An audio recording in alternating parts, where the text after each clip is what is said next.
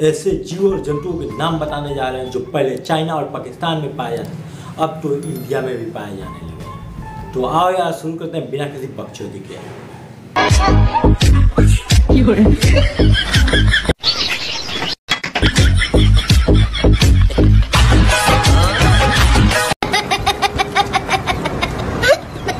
यहाँ तक तो ठीक था, अब तो अपने गर्लफ्रेंड के भी सामने बनने लगा हीरो।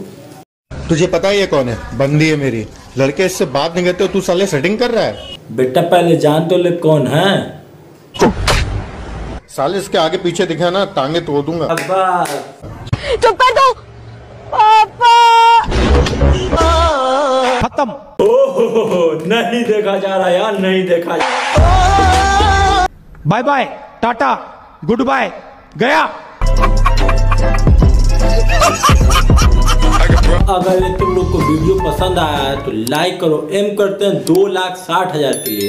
कंप्लीट तो वैसे भी नहीं होने वाला, लेकिन बोलने में क्या जा रहा है। अगर तुम न्यू हो तो वो जो लाल वाला बटन है उस पर ठुमका फेंक के मारो या नल का, मुझे नहीं पता, बस उस पर क्लिक हो जाना चाहिए। एंड चलता हूँ, बाय। एक बार दिला दे।